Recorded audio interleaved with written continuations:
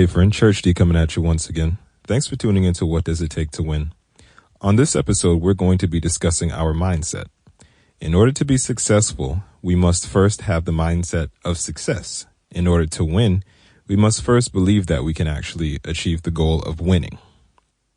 On the flip side, we must also make the right choices that will lead to success. We must make the right choices that will lead to winning.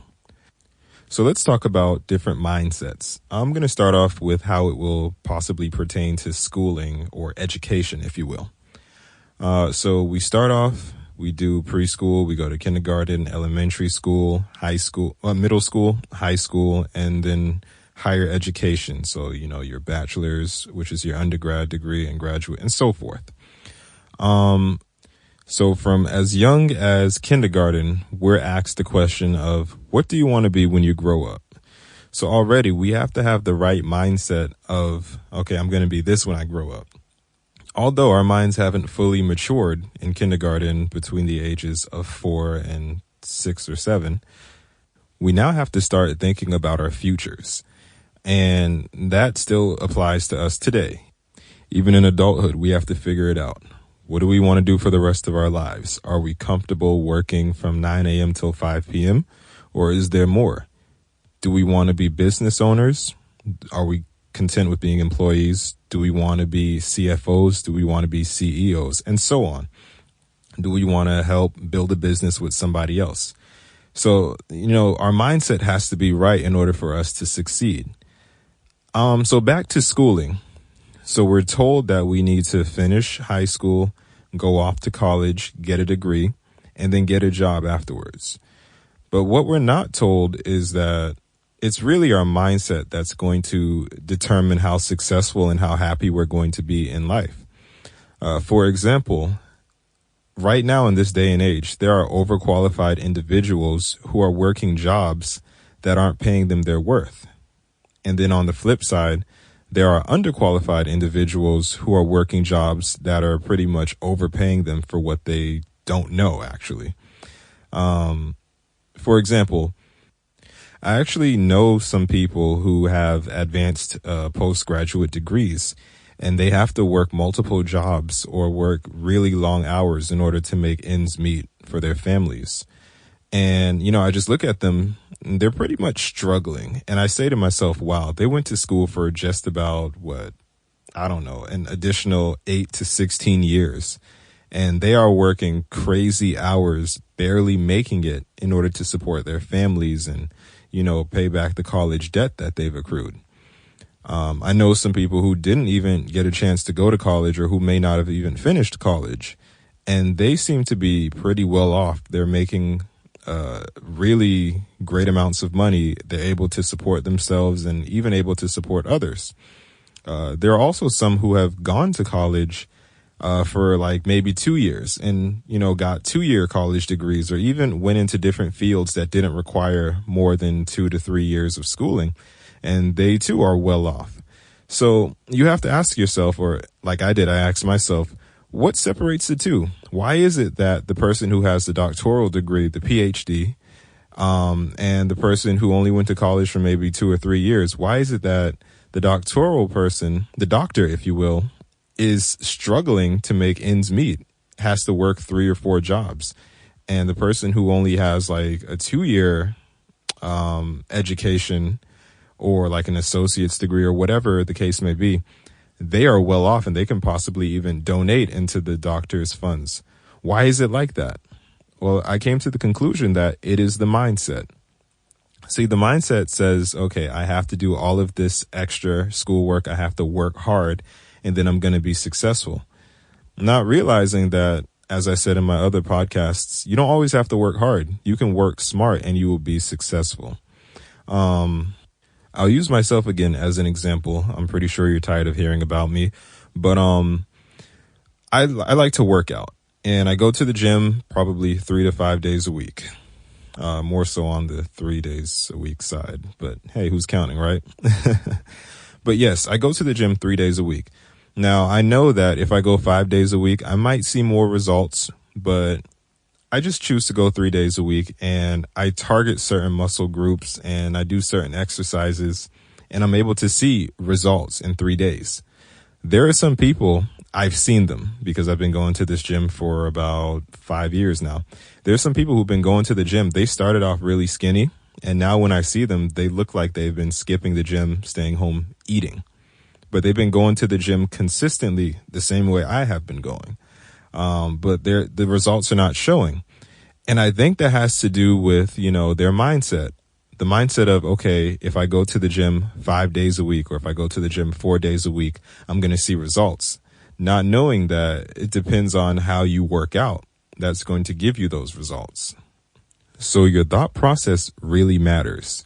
Like I said, as it relates back to the schooling and education, there are people who have gone to college, and I've seen it. They've come out of college like, okay, yeah, I'm owed this amount of money because I have this degree. And that's understandable because they did put their time in. They did put themselves in debt for it. But the little factor that they're missing, the key factor that they're missing is experience. So now you're leaving college, you're going to apply for a job that's requiring you to have 3 to 5 years of experience and a degree.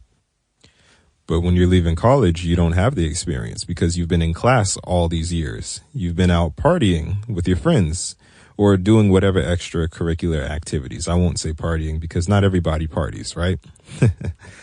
But yeah, you don't have the experience. Now, if your mindset was different, you probably would have said to yourself, okay, I'm in college. All of these jobs are going to require some sort of experience. Let me try to do some interning. When I was in school, and as I mentioned in my other podcast, I did the accounts payable thing. So I actually started off freshman year as an accounting major, as I mentioned, and I switched over to management at the end of my sophomore year. But before I did that, I knew that most companies required at least 2 years of accounting experience if you're going to work in that department. So I started off actually doing work study in the dining halls.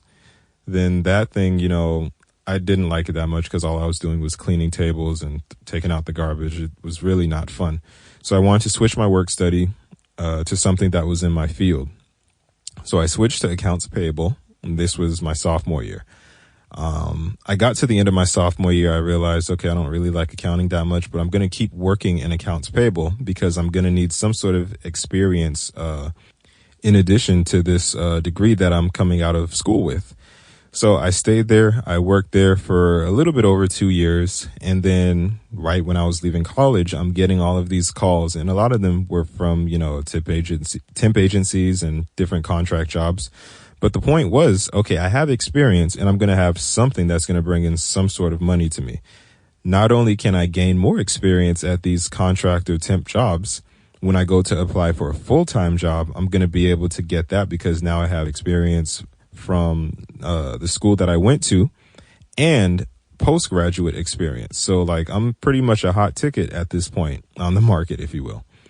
That's what my mindset was. It was, okay, I don't have to work super hard, but I have to be smart about what I'm doing and I will be successful. I don't have to stay in school all of these extra years and I don't have to try to tough it out doing a major that I'm really not that great at and that I'm not too fond about. And then spend extra time having to get like a CPA or anything. I didn't have to do that. All I knew was I want to make money.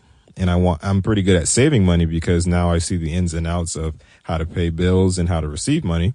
So why not just gain some experience to put on my resume in addition to the degree that I've already acquired? Sounds like a no-brainer now that you put it that way. Okay, so you might be asking yourself, all right, dude, I didn't go to college. I just got out of high school, or I didn't go to college at all. I'm an old fart. Nah, I'm just playing. You're not an old fart. I'm an older person. So how do I start with, saying, hey, I'm going to have that mindset of success or wanting to win? Well, it's simple. Just start believing that you can win and just take time out and think about what it is you want to do and come up with all of the easy scenarios. I know people like to say, oh, there's no easy way out of this. Chances are there's usually an easier way. It might be difficult, but there's always an easier way. For example, you might be down on your luck and you might need some extra money. So you decide, okay, I'm going to pick up a second job. That second job is probably going to take away all of your energy, make you tired, and so on. How is it that you can make that situation easier? Okay, you have 2 jobs now. Number 1, scheduling. Scheduling is always key. You have to organize yourself. You have to make sure that it's down to just about the second in which you can devote energy to a certain task at hand. So let's say you work from 9 a.m. till 5 p.m. and then after that you have to work from 5:30 until like 8 p.m. Okay, just part time. Now, let's say in between that, you have your own goals and your own ambitions. Let's say you want to be a business owner. Let's say you want to be an artist. Let's say you want to do whatever it takes to not be at your 9 to 5 and have to work part-time anymore. You want to be your own boss. What are you going to do? And the answer to that question really depends on your situation. But what I can say is it all depends on scheduling. You have to really plan out your days ahead of time in order to accomplish everything you want to accomplish for that day, in order to check off each task that you have on your to-do list. So you should really take more time to think about that. The way I used to work it would be, okay, I know I have to work for this amount of hours. Afterwards, I'm going to leave. I'm going to head to the gym, get my workout in. After that, I'm going to head to the studio, and then boom, I'm going to try to do these sessions with these clients up until I get super tired and I'm like, yo, look, man, I got to go home and prep for the next day. And, it worked for me. Now, you might say to yourself, okay, yeah, something like that could definitely work for me too with a few modifications. That's great. That means I did my job. Now you're on the route of figuring out how to obtain success for yourself. Perfect. Now, I want to leave you with this. Just because you went to college and you have all of these degrees and all of these certifications and qualifications, it doesn't necessarily guarantee you success. The thing that guarantees success to you is actually your mindset. These degrees and these certifications are only tools that are going to help you reach that success. Like we're taught in college. I don't want to say taught, but like I was told while I was in college. It's not what you know, it's who you know. So it's your mindset. It's not the tools that you have. It's the mind. It's the brain behind the hands that are working that's going to help you ultimately obtain your success. Thank you for all of your time today. Thanks for tuning in to this podcast. I hope it blessed you. I hope it encouraged you. I hope it inspired you. Hey, if you like it, be sure to click the share button and subscribe to my YouTube channel. You can find me on YouTube at Church D. Check out my website. I'll put the link in the description below. And until next time, thanks for tuning in.